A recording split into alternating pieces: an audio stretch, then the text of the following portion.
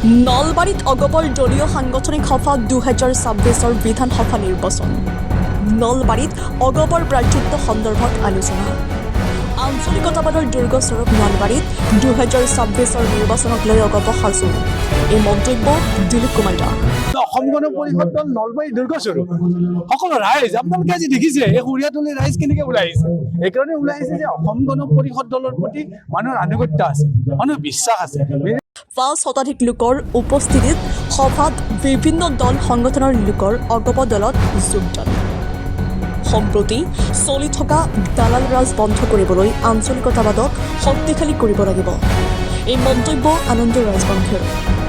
আজি নলবাৰী বিধানসভা সমষ্টি সমিতিৰ উদ্যোগত উত্তৰ নলবাৰী মণ্ডল সমিতিৰ সহযোগত গহীন পুতলি ক্ৰীড়া প্ৰাথমিক বিদ্যালয় বৰ্হিনগৰত অগপৰ দলীয় সাংগঠনিক সভা এখন অনুষ্ঠিত কৰা হয়।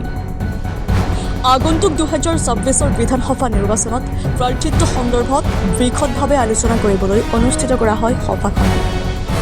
আজিৰ সভাত পতাকা উত্তোলনেৰে কাৰ্যসূচী ৰূপায়ণ কৰা হয়। আন ভালেমান কাৰ্যসূচীৰ অন্তত সাংগঠনিক সভা উদ্বোধন কৰে অগপৰ কেন্দ্ৰীয় সমিতিৰ সম্পাদক দিলীপ কুমাৰ দাসে। সভাত উপস্থিত থাকে অগপ নলবাৰী জিলাৰ সভাপতি আনন্দ ৰাজবংশী, অগপ নলবাৰী বিধানসভা সমষ্টিৰ সভাপতি সনাতন ৰাজবংশী, সম্পাদক ব্ৰজেন চন্দ্ৰ শৰ্মা আৰু কমল চন্দ্ৰ দাস, উত্তৰ নলবাৰী মণ্ডল সমিতিৰ সভাপতি বাহাৰ আলী, সম্পাদক প্ৰমোদ তালুকদাৰ, আঞ্চলিক সমিতিৰ সভাপতি খলিলুৰ ৰহমান, উত্তৰ নলবাৰী মণ্ডল সমিতিৰ অন্তৰ্গত বিভিন্ন আঞ্চলিক সভাপতি সম্পাদকৰ লগতে বিষয়ববীয়াসকল, অগপৰ কাৰ্যকৰ্তা, ভাতৃ ভগ্নী সংগঠনৰ বিষয়ববীয়াসকল।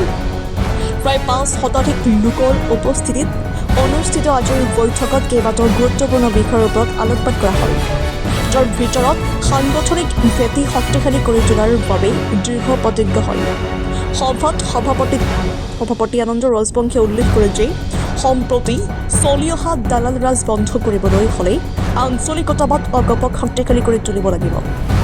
লগতে 2026 বিধানসভা নিৰ্বাচনত নলবাৰীত প্ৰাৰ্থিত্ব আগবঢ়াবলৈ অগপ সাজু হৈছে।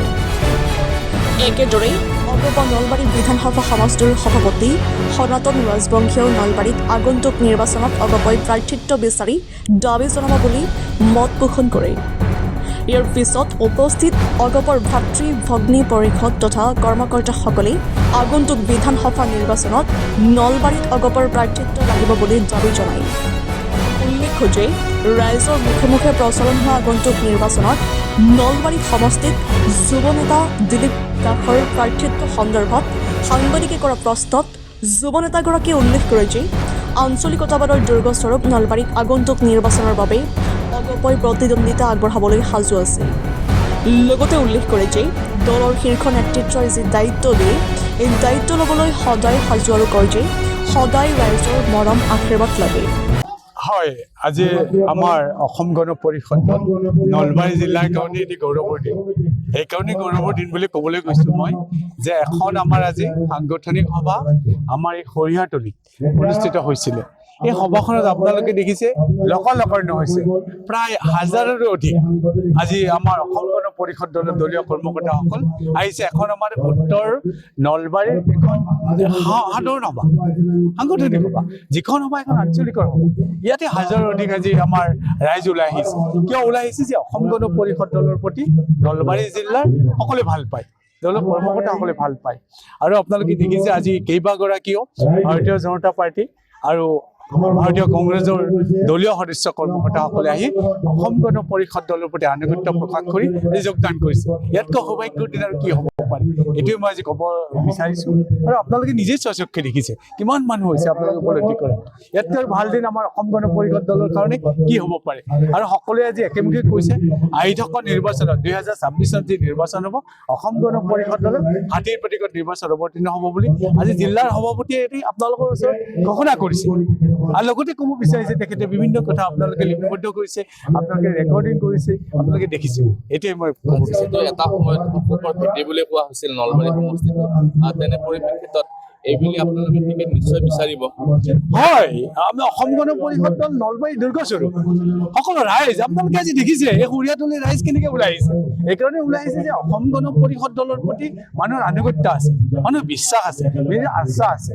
যে যিখিনি আজি অসমৰ উন্নতি দেখিছে অসম গণ পৰিষদ দলৰ অসম চুক্তি আধাৰতে সৰবা হৈছে সেইকাৰণে অসম গণ পৰিষদ দলৰ দৰিম কৰ্মকৰ্তাসকলে বা অসম গণ পৰিষদ দলৰ প্ৰতি আস্থা বিশ্বাস ৰাখি নলবাৰী ৰাইজ ওলাই আহিছে তিনিওটা সমষ্টিটো বিচাৰিব নে নলবাৰী সমষ্টিটো বিচাৰিছে চাওক এই ক্ষেত্ৰত আচলতে ফাইনেল ডিচিশ্যনটো ল'ব আমাৰ দলৰ সন্মানীয় সভাপতি মাননীয় শ্ৰী অতুল বৰাদেৱ কাৰ্যকৰী হ'ব মাননীয় শ্ৰী কেশৱ মহন্তদেৱ আৰু আমাৰ দলৰ মাৰ্গদৰ্শক অসম গণ পৰিষদ দলৰ পিতামহ স্বৰূপ আমাৰ এই অঞ্চলৰ আৰু বৰপেটাৰ সন্মানীয় সাংসদ মাননীয় শ্ৰীযুত মণিমোহন চৌধুৰী আৰু আন এগৰাকী হৈছে আপোনালোকে জানে অসম গণ পৰিষদ দলৰ মাৰ্গদৰ্শক পিতামহ স্বৰূপ এজন হৈছে ৰাজ্যসভাৰ সাংসদ বীৰেন্দ্ৰ প্ৰসাদ ডাঙৰীয়া এখেতসকলে নিশ্চয়কৈ এটা ভাল সিদ্ধান্ত ল'ব আৰু আমাৰ নলবাৰী জিলাৰ সকলো বিচাৰিছে নলবাৰীৰ ৰাইজে বিচাৰিছে নলবাৰীৰ বিভিন্ন অনুষ্ঠান প্ৰতিষ্ঠানে বিচাৰিছে যে আহি থকা নিৰ্বাচনত অসম গণ পৰিষদ দলে নিৰ্বাচনত অৱতীৰ্ণ হ'ব লাগে হাতীৰ প্ৰতীক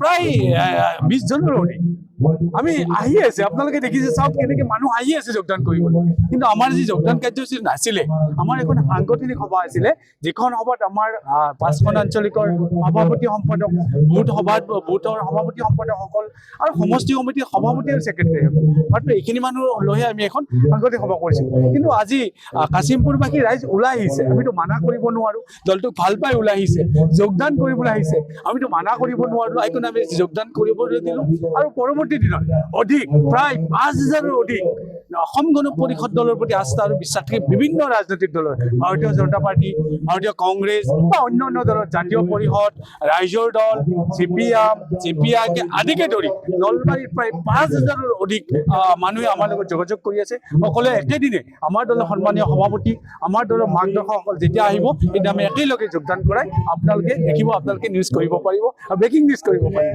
এইটোৱে মই আপোনালোক জানিব বিচাৰিছোঁ